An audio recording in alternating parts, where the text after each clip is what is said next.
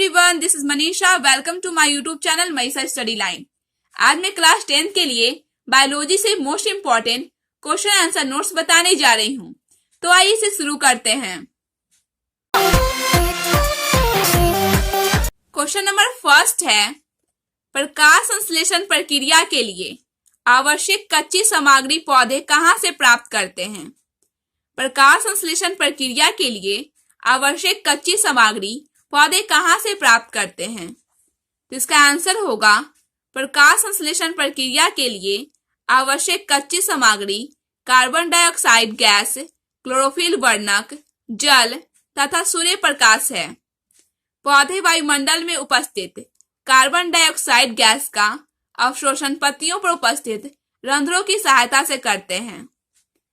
पौधे जड़तंत्र द्वारा भूमि से जल का अवशोषण करते हैं तथा सूर्य से प्रकाश प्राप्त करते हैं। क्वेश्चन नंबर सेकंड है,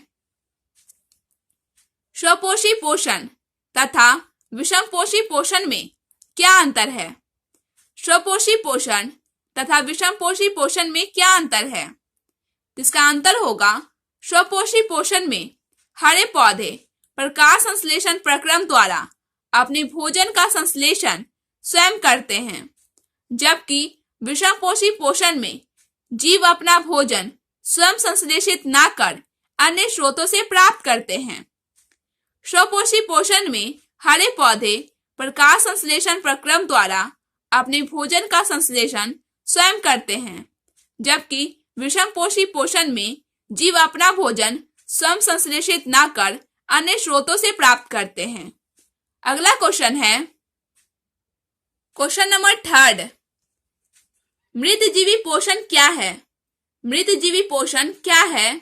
उदाहरण सहित उत्तर दें। मृतजीवी पोषण क्या है? उदाहरण सहित उत्तर दें। तो इसका आंसर होगा, क्लोरोफिल विहीन निम्न श्रेणी के जीव जैसे जीवाणु, फफूंदी आदि अपना पोषण सड़े गले पत्तों, पौधों या अन्य क्षयी पदार्थों से प्राप्त करते हैं। ये जीव जटिल कार्बनिक अणुओं को तोड़कर सरल अणुओं में बदल देते हैं। क्लोरोफिल विहीन निम्न श्रेणी के जीव जैसे जीवाणु, फफूंदी आदि अपना पोषण सड़े गले पत्तों, पौधों या अन्य क्षयी पदार्थों से प्राप्त करते हैं।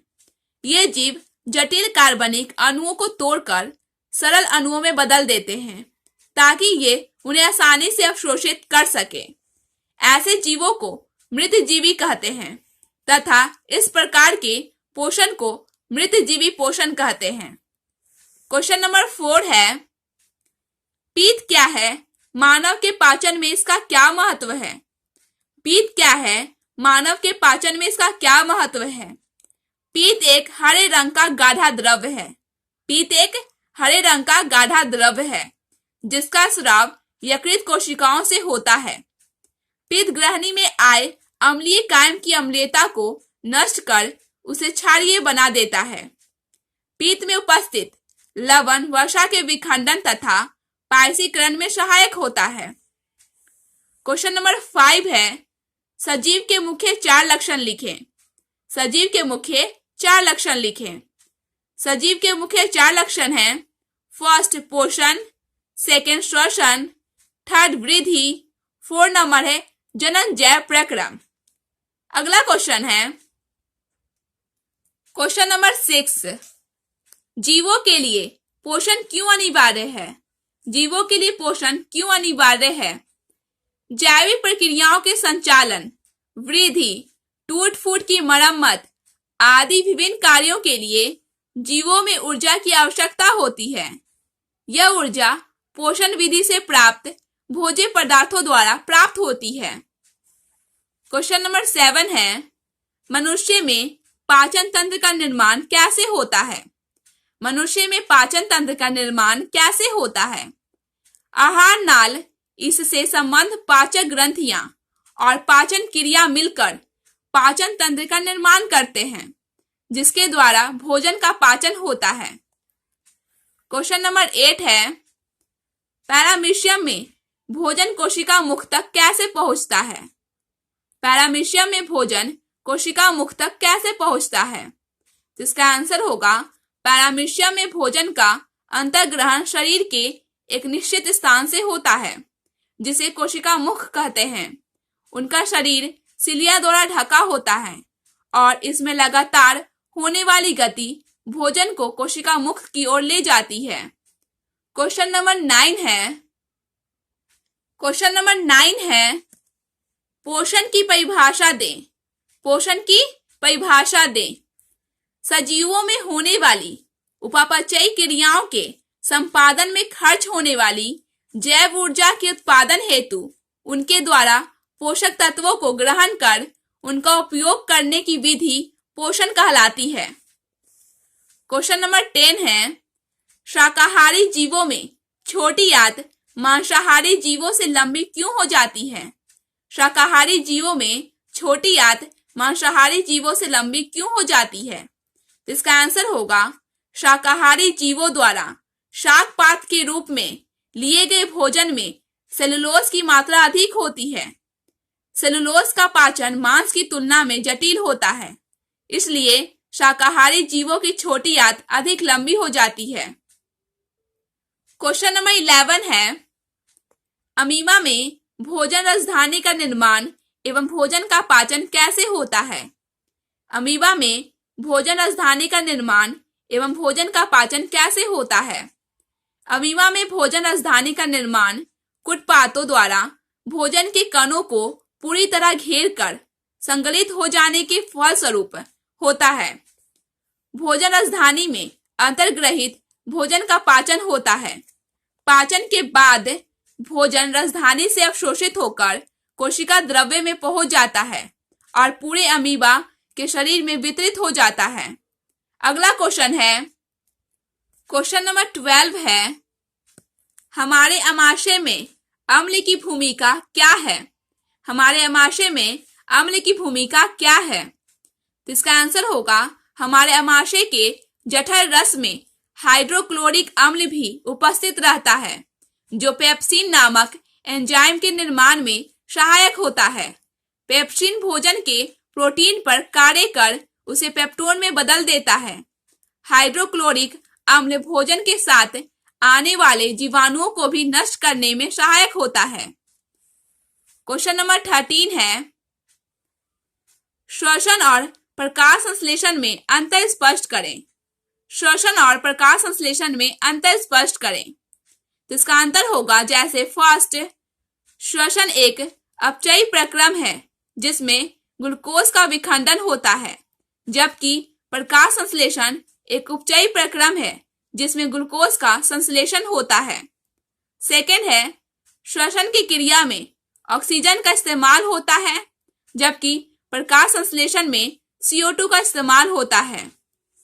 थर्ड है श्वसन जैव ऊर्जा उत्पादन का एकमात्र साधन है, जबकि प्रकाश संश्लेषण भोजन उत्पादन का एकमात्र साधन है। क्वेश्चन नंबर 14 है क्वेश्चन नंबर 14 श्वसन की परिभाषा दें। श्वसन की परिभाषा दें। श्वसन उन सभी क्रियाओं के सम्मिलित रूप को कहते हैं जिसमें ऑक्सीजन ग्रहण कर इसका उपयोग कोशिकाओं ईंधन के ऑक्सीकरण में किया जाता है। श्वसन उन सभी क्रियाओं के सम्मिलित रूप को कहते हैं जिसमें ऑक्सीजन ग्रहण कर इसका उपयोग कोशिकीय ईंधन के ऑक्सीकरण में करने में किया जाता है। इसके फलस्वरूप मुक्त ऊर्जा एटीपी के रूप में जमा होती है। कार्बन डाइऑक्साइड एवं जल उपोत्पाद के रूप में प्राप्त होते हैं। क्वेश्चन नंबर 15 है मनुष्यों में ऑक्सीजन तथा कार्बन डाइऑक्साइड का परिवहन कैसे होता है? मनुष्यों में ऑक्सीजन तथा कार्बन डाइऑक्साइड का परिवहन कैसे होता है?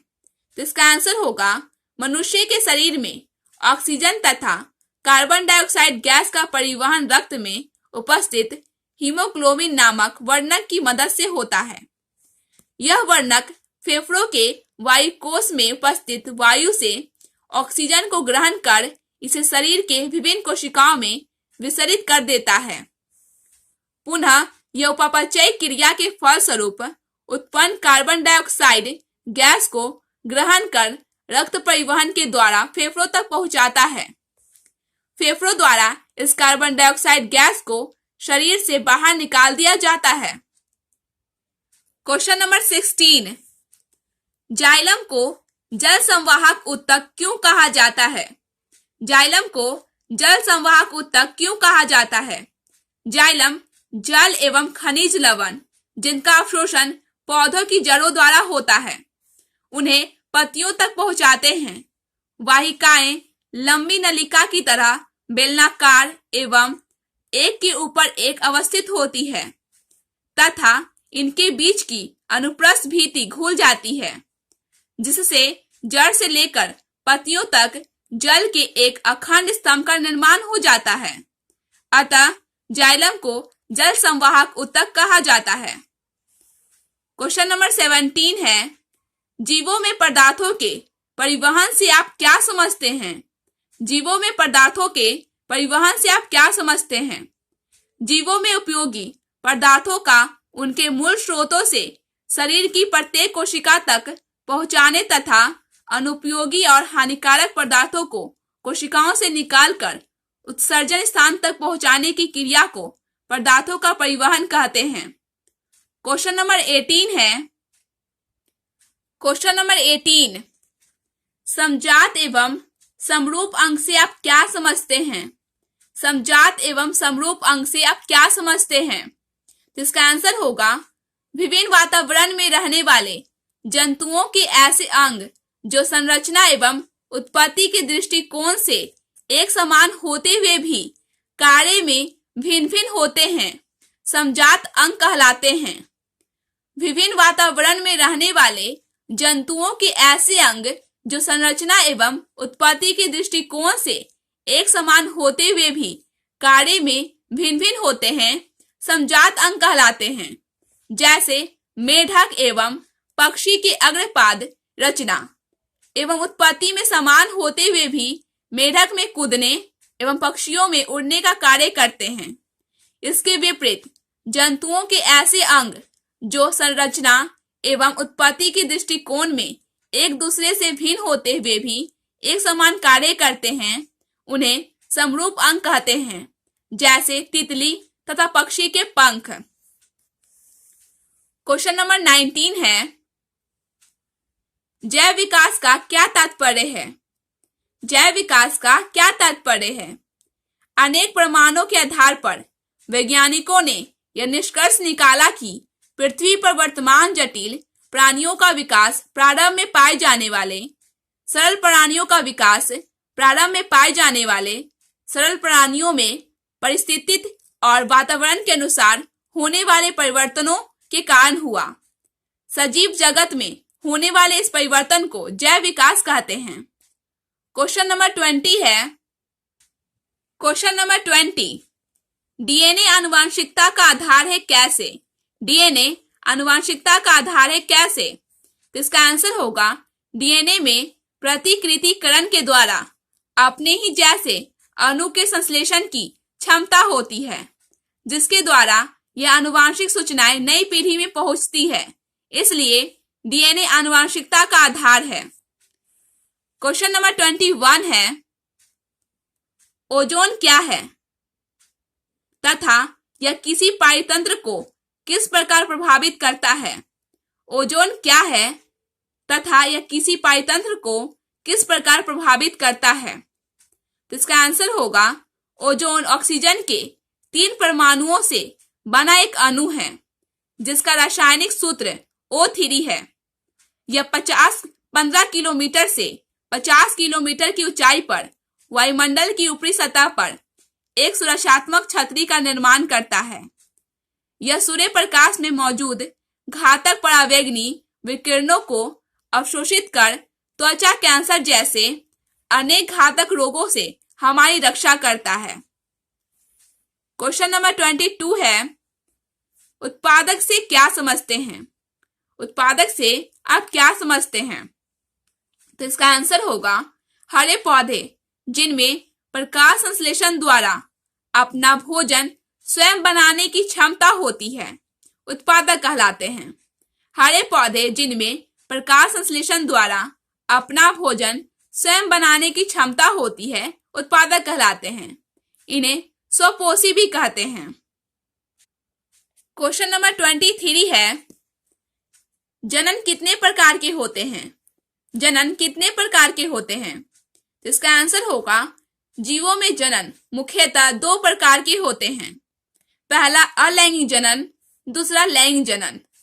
अलैंगिक जनन कई विधियों द्वारा संपन्न होते हैं, जिनमें विखंडन, मुकुलन, पूर्ण जनन तथा बीजाणु जनन प्रमुख है। क्वेश्चन नंबर 24 है, सजीवों में जनन की क्या आवश्यकता है? सजीवों में जनन की क्या आवश्यकता है? सभी जीवों में अपने अस्तित्व को बनाए रखने के लिए संतानोत्पत्ति का अद्वितीय गुण होता है। यदि जनन क्रिया नहीं होगी तो संतानों की उत्पत्ति भी नहीं होगी और समूची जाति का अस्तित्व खतरे में पड़ जाएगा और कुछ समय के बाद यह जाति विलुप्त हो जाएगी। क्वेश्चन नंबर 25 है, परागण किसे कहते हैं? वर्षा होने पर परागण पर क्या प्रभाव पड़ेगा? परागण किसे कहते हैं? वर्षा होने पर परागण पर क्या प्रभाव पड़ेगा? तो इसका आंसर होगा, परागकणों के परागकोश से निकलकर उसी पुष्प या उस जाति के दूसरे पुष्पों के वर्तिकाग्र तक पहुंचने की क्रिया को परागण कहते हैं। परागकणों के परागकोश से निकलकर उसी पुष्प या उस जाति के दूसरे पुष्पों के वर्तिकाग्र तक पहुंचने की क्रिया को परागण कहते हैं। वर्षा होने पर वर्तिकाग्र पर पहुंचे परागकण भी झड़ जाते हैं, जिसमें परागण की क्रिया नहीं हो पाती है। ये सभी नोट्स मैट्रिक बिहार बोर्ड के लिए बहुत ही इंपॉर्टेंट है। आप सभी इसे अच्छी तरह याद कर लें। तो फिर मिलते हैं नेक्स्ट वीडियो में। Thanks for watching. Take care.